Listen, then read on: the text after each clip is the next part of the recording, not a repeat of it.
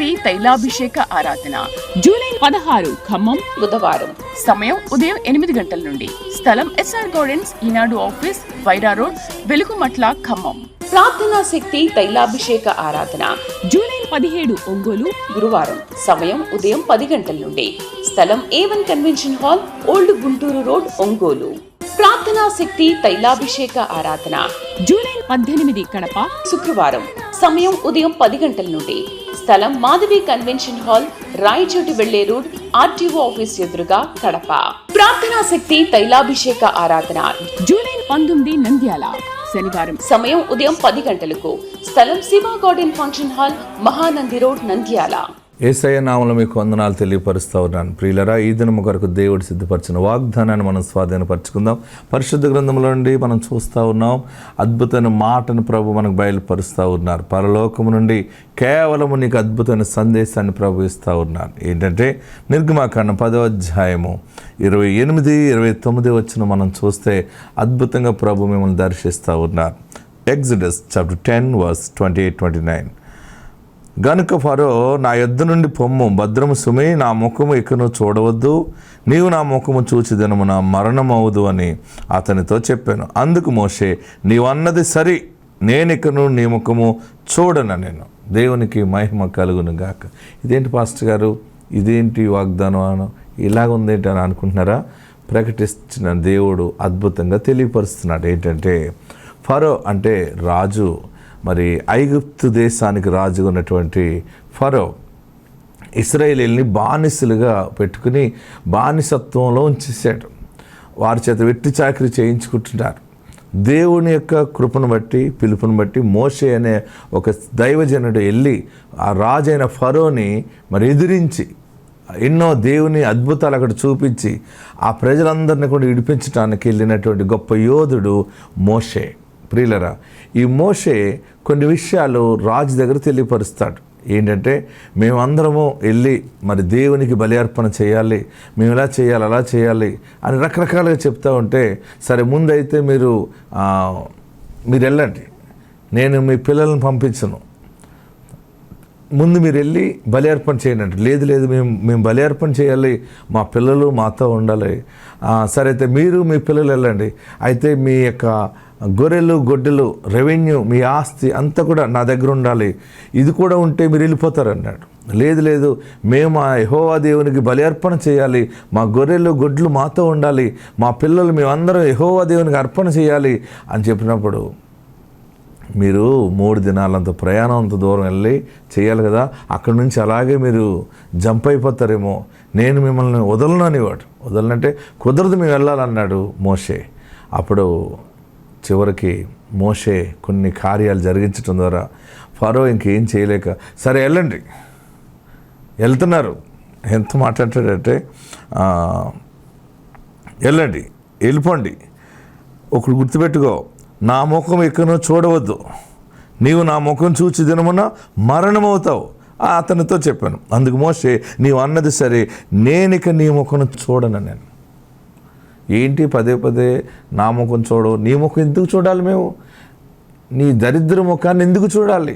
ఇంకా దరిద్రం వైపు ఎందుకు చూడాలి? మాకు దేవుడు విడుదల ఇచ్చాడు, మళ్ళీ మేము నీ వైపు ఎందుకు చూడాలి? మళ్ళీ వెనక్కి ఎందుకు రావాలి? మాకు నీతో పని లేదు. రాజు అంటాడు, మళ్ళీ నన్ను చూడకూడదనే కదా మహానుభావ, నీ ముఖం చూడకూడదనే మేము కానాను దేశానికి వెళ్ళిపోవాలనే కదా, మా దేవుడు మాకు మార్గం సరళం చేస్తున్నాడు. సరే నువ్వు అన్నది సరే, ఫరో అంటున్నాడు, నువ్వు అన్నది సరే ఇల్లు, కానీ మళ్ళీ నువ్వు ఆ ముఖం నువ్వు చూడవు, చూసిన రోజు చనిపోతావు అన్నాడు. నీ ముఖం చూడవలసిన పని నాకు లేదు. ఎంత మంచి మాట అంటే మోషే, నీవు అన్నది సరే, ఎస్ ఓకే, నువ్వు అన్నది సరే, ఇట్స్ ఓకే, బట్ ఏంటంటే అందుకు మోషే, నీవు అన్నది సరే, నేనిక నీ ముఖము చూడను నేను. ప్రియులరా, ఈ వాగ్దానం ఏంటంటే, ఇంతకాలము ఆర్థిక సమస్య మిమ్మల్ని భయంకరంగా పట్టి పీడించిందేమో, రోగము మిమ్మల్ని ఆవరించి కృంగదీసిందేమో, మానసిక క్షోభం మిమ్మల్ని కృంగదీస్తుందేమో, దాని నుండి దేవుడు నిన్ను బయటకు తీసుకొస్తున్నాడు. ఫరో ప్లేస్లో మాట్లాడేది రోగము, ఆర్థిక సమస్య, అన్యాయము, కోర్టు సమస్యలు, మరలా నా వైపు రావా, మళ్ళీ కేసులు ఇరుక్కోవా, మళ్ళీ రోగంలోకి రావా, రోగం రాదా నీకు? నీవు అన్నది సరే, ఇక నీ వైపు మాకు సంబంధం లేదు, నీ ముఖం చూడవలసిన పని లేదు. ప్రియులరా, మీరు ఇక రోగం వైపు మీరు చూడరంతే. ఏ రోగం నిన్ను వెంబడించి నిన్ను గలిబిలి చేసి కలవరానికి గురి చేస్తుందో ఆ రోగము నుండి విడుదల యేసు నామములో. ఆమెన్. మీరు చెప్పండి, నీవు అన్నది సరే, నీ ముఖం నేను చూడను అంతే. చెప్పండి, ఓ రోగమా నీ ముఖం నేను చూడను, ఓ అన్యాయమా యేసు నామములో ఇక నీ ముఖం నేను చూడవలసిన పని లేదు. నేనేది చూస్తాను అంటే పాలు తేనెలు ప్రవహించు దేశము, వాగ్దాన భూమి నేను చూస్తాను. ఆమెన్. ఒక ఉన్నతమైన ఆశీర్వాదం దేవుడు దాచిపెట్టాడు. ఏ ఆశీర్వాదాన్ని, ఏ వాగ్దానాన్ని, ఏ వ్యవస్థని, ఏ దీవెన మార్గాన్ని దాచిపెట్టాడో దాని వైపు నువ్వు చూస్తున్నావు. సమయం ఆసన్నమైంది. ఇక మీదట కీడు విడిచిపెట్టి ఆశీర్వాదములు అడుగు పెడుతున్నావు. ఆత్మతోడుండును గాక. God bless you. వాక్య భాగంలోకి వెళ్దాం. పరిశుద్ధ గ్రంథంలో దేవుడు మీకు ఇవ్వమన్నటువంటి మాటను మీకు ప్రకటించడానికి వచ్చి ఉన్నాను. పరిశుద్ధ గ్రంథంలో యెషయా గ్రంథము 60వ అధ్యాయము 18వ వచనం ద్వారా ప్రభు ఈరోజు ప్రత్యేకంగా మనల్ని బ్లెస్ చేస్తూ ఉన్నారు. నువ్వు అడుగుతున్నావు కదా, నన్ను బ్లెస్ చేయి బాబు అని. ఆత్మదేవుడు ప్రత్యేకంగా నీతో మాట్లాడుతూ ఉన్నారు. ఇకను నీ దేశమున బలత్కారమను మాట వినబడదు, నీ సరిహద్దులలో పాడు అను మాట కానీ నాశనము అను మాట కానీ వినబడదు. రక్షణయే నీకు ప్రాకారములనియు ప్రఖ్యాతియే నీ గుమ్మములనియు నీవు చెప్పుకొందువు. ప్రియులరా, పరిశుద్ధాత్మ దేవుని సన్నిధిలో నేను ప్రార్థించినప్పుడు వేకువజాముని లేచాను, అడిగాను మీ పట్టణానికి వచ్చి, ఏం ప్రకటించను బాబు అంటే పరలోకము నుండి దేవుడు ఈ మాటను నా ప్రార్థనలో బయలుపరిచారు. దేవుడు బయలుపరిచింది ఏంటంటే, నీ ఇంటిలో, నీ కుటుంబంలో చూడండి, బలత్కారము అను మాట వినబడదు. ఫస్ట్ ఆశీర్వాదం ఏంటంటే, మీ ఇంట్లో ఏది కూడా బలత్కారం అనేది ఇక మీరు వినబడదు, మీరు చూడరు. అది ఏ విధమైనటువంటి కీడు పొంచి ఉన్నా కానీ ఇక మీదట ఆ కీడు అనేది మీ కంటికి కనపడకుండా దేవుడు దానిని దూరం చేస్తూ ఉన్నాడు. హల్లెలూయా చెప్పండి. రెండవది, నీ సరిహద్దులలో పాడు అను మాట ఇక వినబడదు. పాడైపోయింది.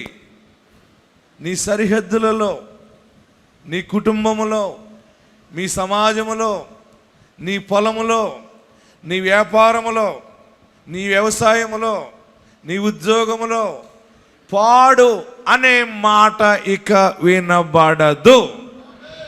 పాడు అనే మాట వినబడకపోతే ఏం వినబడుతుంది? అభివృద్ధి అనేదే వినబడుతుంది, ఆశీర్వాదం అనేదే వినబడుతుంది, నిలువ ఉన్నది అన్నదే వినబడుతుంది. గట్టిగా హల్లెలూయా చెప్పండి. ఇంకా గట్టిగా హల్లెలూయా చెప్పండి. నీ జీవితంలో దేవుడు చేసే కార్యం ఇది. యేసయ్య గొప్ప ప్రేమమయుడు. ఏడుస్తున్నావు కదా, ఇలాగైపోయింది, బిడ్డ ఇలాగైపోయింది, కుమారుడు ఇలాగైపోయాడు, మా ఇల్లు పాడైపోయింది, వ్యవసాయం పాడైపోయింది, వ్యాపారం పాడైపోయింది, ఇదంతా ఇలాగైపోయింది, అలాగైపోయింది, నా శరీరము రోగముతో నిండిపోయింది, నా ఆరోగ్యము పోయింది, నా కను దృష్టి మందగిల్లింది, నా సౌందర్యం అంతా పోయింది, పాడు పాడు పాడు పోయింది పోయింది పోయింది అన్నది. ఇక నీ జీవితంలో నీవు కానీ నీ పిల్లలు కానీ ఇటువంటి నాశనకరమైన మాట ఇక మీకు చెవిని పడదు. అంతే. గట్టిగా హల్లెలూయా చెప్పండి. గట్టిగా ఈ మాటను బట్టి మనం అందరం కూడా గట్టిగా చప్పటి కొట్టి ప్రభువును స్తుతిద్దాం. ఎంత గొప్ప మాట! నీ సరిహద్దులలో పాడు అను మాట గాని నాశనం అను మాట గాని వినబడదు. ఇంతవరకు మీరు ఏదైనా వ్యాపారాలు చేసి పాడైపోయి ఉండవచ్చు, వ్యాపారాలు చేసి పెట్టుబడులు కూడా రాకుండా నష్టపోయి నాశనం అయిపోయి ఉండవచ్చు. ఈ రోజు నుండి దేవుని కృప నీ పక్షముగా ఉన్నది గనుక తన దాసుడి ద్వారా ప్రకటించబడుతున్న మాట ఏంటంటే, పాడు గాని, చెప్పాలి, పాడు గాని నాశనము గాని వినబడదు. పెండ్లయిందనుకోండి, బిడ్డకి పిల్లలు లేరు అని మాట వినబడదు. ఏం వినబడుతుంది? దేవుడు నా బిడ్డకి గర్భఫలం ఇచ్చాడు, నేను అమ్మమ్మను అవుతున్నాను, నానమ్మను అవుతున్నాను, తాతను అవుతున్నాను, తండ్రిని అవుతున్నాననే ఒక శుభప్రదమైన సంతోషము, నేను ఒక తల్లిని కాబోతున్నానని చెప్పలేని ఆనందము. నీ దుఃఖ దినాలు ముగించబడ్డాయి. పరిశుద్ధాత్ముడు మీ అందరికీ దీవెన ప్రకటిస్తున్నాడు. పాడు అను మాట గాని నాశనము అను మాట గాని ఇక నీ ఇంటిలో వినబడదు. బలత్కారం అన్న మాట వినబడదు. కొన్ని సమయాల్లో కొన్ని బలత్కారముతోటి నాశనం అయిపోతుంటాం. కొన్ని పనులు బలవంతంగా చేయవలసి వస్తుంది. కొన్ని సమయాలు, కొన్ని పరిస్థితులు, ఎవరెవరో మాటలో ప్రెజర్ ఎక్కువయ్యి లేదా భయపడి రకరకాలుగా నువ్వు తల వంచి పని చేయవలసి వస్తుందేమో. ఇక నీ జీవితంలో ఒక స్వాతంత్ర్యము యేసు నామములో కలుగుతుంది. పాడు అయిన స్థితి ఆశీర్వాదముగా దేవుడు మార్చుచున్నాడు. పాడు అనే స్థితిని దీవెనగా మార్చుచున్నాడు. నాశనం అనేది ఉండదంటే ఎంత బాగుంది. అలాంటి దినం చూడాలనుకుంటున్నావు కదా, ఈరోజు రాసుకోండి, దేని మీద నోట్ చేసుకోండి. ఈ రోజు నుండి నేను నాశనం అనేది విన్నాను. దేవుడు నన్ను ఆ రీతిగా ఆశీర్వదిస్తున్నాడు. నువ్వు విత్తనాలు విత్తుతావు, ఆ పంట ఆ దిగుబడిని చూస్తావు. అయ్యో నేను విత్తనాలు విత్తాను, అది ఎక్కడికో కొట్టుకెళ్ళిపోయినాయి అని అనుకో. నీ కష్టార్జితం ఎక్కడ నీవు సేవింగ్ చేసినా, ఇంతవరకు చిట్టి కంపెనీ వాళ్ళు టోపీ పెట్టారేమో నీకు. అయ్యో నేను ఇంత కట్టాను, వాడు పట్టుకుపోయాడు, నా కష్టార్జితం వీరు దొంగిలించేశారు, వారు దొంగిలించారు, వారికి ఇచ్చి మోసపోయాను, ఎప్పటికీ ఏ బాధలతో నలిగిపోతున్నానని ఏడ్చావు కదా. ఈ దినము దేవుడు నీతో సూటిగా మాట్లాడుతున్నది ఏంటంటే, పాడు అనే మాట నీకు వినపడదు. మీరు ఏ పని తలపెట్టుకుని ప్రయాణమై వెళ్తున్నా కానీ మళ్ళా శుభముతో తిరిగి వస్తారనమాట. అయ్యో వెళ్ళాను కానీ చాలా ఖర్చు పెట్టుకుని వెళ్ళాను, ఏమీ పని అవ్వలేదు అని ఒట్టిగా తిరిగి వచ్చే విన్నాళ్ళు. ఇక మీదట అలా తిరిగి రావు. ఎలా తిరిగి వస్తావు చెప్పాలి. వెళ్ళిన పనిని దేవుడు సఫలము చేశాడు. నా కార్యము దేవుడు సఫలము చేశాడు. హల్లెలూయా చెప్పండి, గట్టిగా హల్లెలూయా చెప్పండి. ఒక రకమైనటువంటి బలత్కారముతో బంధించబడిన నీ కుటుంబంలో ఒక స్పెషల్ డెలివరెన్సీ దేవుడు ఇస్తున్నాడు. ఒక ప్రత్యేక విడుదల ప్రకటిస్తా ఉన్నాడు. పాడు అనే మాట గాని నాశనము అనే మాట గాని వినబడదు. నీకే కాదు, నిన్ను బట్టి నీ ప్రాంత ప్రజలందరూ ఆశీర్వదించబడతారు. నిన్ను బట్టి నీ చుట్టూ ఉన్నటువంటి కాపురం చేసే ప్రతి కుటుంబంలో కూడా వారు దీవెనగా ఉన్నారన్న మాట నీ చెవును పడుతుంది. నిన్ను బట్టి నీ కుటుంబాన్ని ఆశీర్వదిస్తాడు, నిన్ను బట్టి నీ ప్రాంతాన్ని ఆశీర్వదిస్తాడు. ఆయన నిన్ను తలగా చేయుచున్నాడు. నేను నిన్ను తలగా చేస్తాను కానీ తోకగా ఎంత మాత్రము చేయనన్నాడు. దుఃఖపడుతున్నావు కదా, ఈ దుఃఖాన్ని దీవెనగా మార్చడానికే నజరేయుడైన యేసు భూలోకానికి వచ్చాడు. ఆయన ఐశ్వర్యవంతుడై ఉండి మనకున్న దరిద్రాన్ని చూచి ఆయన దరిద్రుడిగా మారిపోయాడు. నిన్ను ఐశ్వర్యవంతునిగా చేయటానికి, నిన్ను ధనవంతునిగా చేయటానికి ఆయన దరిద్రుడిగా మారిపోయాడు. నిన్ను బలవంతులుగా చేయటానికి, బలవంతుడిగా నిలబెట్టడానికి ఆయన బలహీనుడిగా మారిపోయాడు. యేసు నీ కొరకు నా కొరకు 2000 సంవత్సరాల క్రితం శరీరధారిగా వచ్చి రక్తాన్ని కార్చడం ద్వారా మన పాపమంతా యేసు నామములో కొట్టివేయబడింది. మనము నీతిమంతులుగా తీర్చాడు. అందుకని ఈరోజు నీకు ఇస్తున్న గొప్ప మాట ఏంటంటే, ఏడవకు. ఆల్రెడీ నువ్వు నీతి కలిగిన కుటుంబముగానే ఉన్నావు. కానీ నీ విశ్వాసము సరిలేక నువ్వు దేవుని కార్యాలు చూడలేకపోతున్నావు. ఈ దినము నువ్వు విశ్వసించు. ఆయన ఉన్నాడు, ఆయన ఫలము దయచేస్తాడని నువ్వు నమ్మగలిగితే ఎక్కడ పడిపోయావో అక్కడ మరలా దేవుడు నిన్ను నిలబెడుతున్నాడు. దానికి నేనే సాక్షిని. మీరందరూ బహుగా ఆశీర్వదించబడబోతున్నారు. ఆయన రక్షణ ఎంతో గొప్పది. ఆమేన్. ఇక్కడ ఏమన్నాడంటే, ఈరోజు మీ అందరికి ఇచ్చే గొప్ప మాట, పరమ తండ్రి ఇచ్చే మాట ఏంటంటే, పాడు అను మాట కానీ నాశనం అను మాట కానీ ఇక వినబడదు. మరి ఏం వినబడుతుందో చెప్పాడు చూడండి. అక్కడ అందరూ పలకాలి.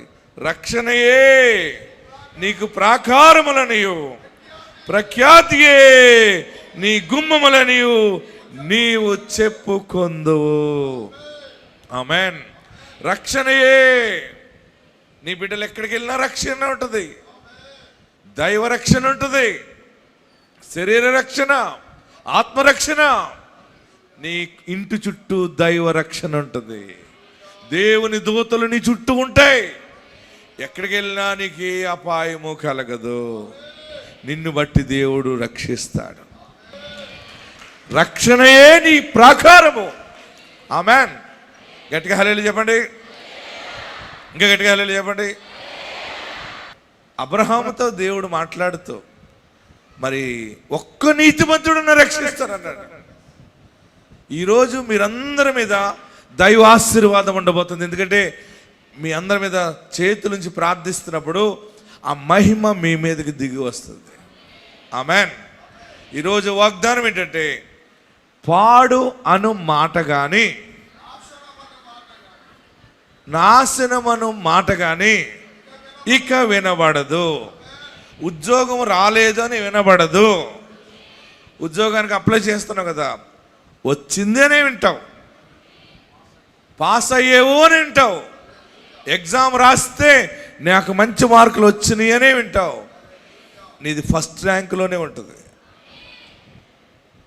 మీరు రిసీవ్ చేసుకున్నప్పుడు, దేవా దీన్ని నేను రిసీవ్ చేసుకుంటున్నాను, ఈ వాగ్దానం నాకే అనుకున్నప్పుడు మీరు కేకలు వేయాలి, చప్పట్లు కొట్టాలి, ఆత్మలో స్తుతించాలి.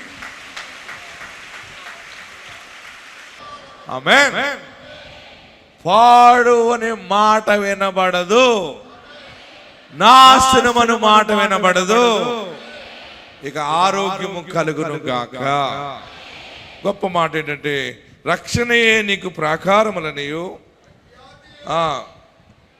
ప్రఖ్యాతియే నీ గుమ్మములనియు.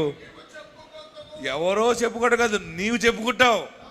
నా బిడ్డని దేవుడు ఈ పట్టణానికి పెద్ద ఆఫీసర్గా, గుమ్మముగా పెట్టాడు. దేవుడు నా బిడ్డని ఈ పెద్ద రాజగృహానికి కోడలుగా నియమించాడు.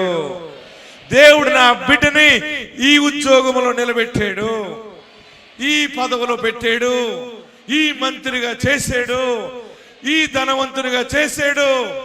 నీ బిడ్డ ఎక్కడున్నా అనేక మందికి గుమ్మముగా, ప్రాకారముగా, ఆశీర్వాదకరంగానే దేవుడు నిలబెడుతున్నాడు.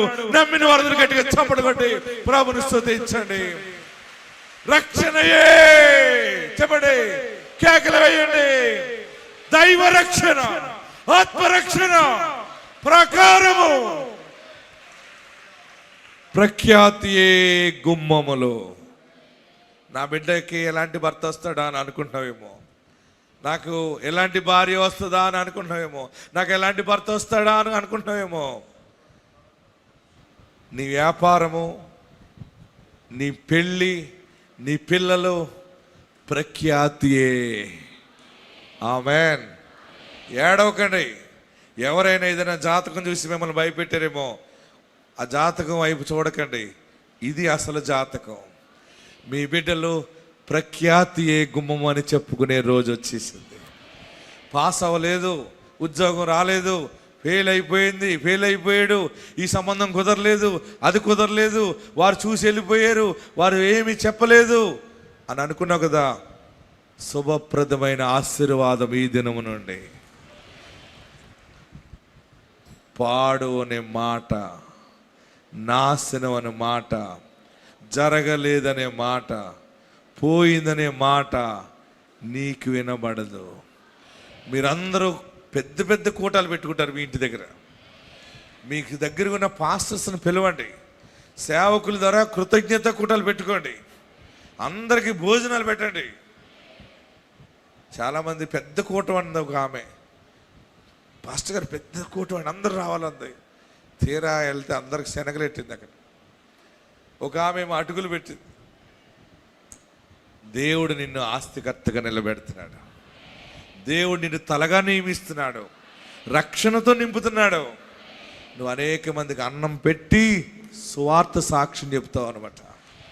ఏమని చెప్తావంటే, రక్షణయే నీకు ప్రాకారములనియు, ప్రఖ్యాతియే నీ గుమ్మములనియు నీవు నీవు నీవు నీవు చెప్పుకొందువు. అందరు కూడా లేచి నిలబడదాం. ఎక్కడున్నవారు అక్కడ లేచి నిలబడదాం. రక్షణ ఎంత గొప్పది. యేసే రక్షకుడు, ఆయనే నీ ఇంటికి రక్షణకర్తగా ఉన్నాడు. ఈ దినము ప్రత్యేకంగా దేవుడికి ఇచ్చిన మాట, నీ సరిహద్దులలో పాడు అను మాట కానీ నాశనం అను మాట కానీ వినబడదు. వినాలనుకున్నా కూడా వినబడదు నీకు. ఎక్కడున్నవారు అక్కడ రెండు చేతులు పైకెత్తి, తలలు పైకెత్తి, నన్ను ఆశీర్వదించిన దేవా నీకు వందనాలు, నాకు ఇచ్చిన వాగ్దానాన్ని బట్టి నీకు వందనాలు. ఎక్కడున్నవారు అక్కడ రెండు చేతులు పైకెత్తి, ప్రఖ్యాతియే నీ గుమ్మమని చెప్పుతావు.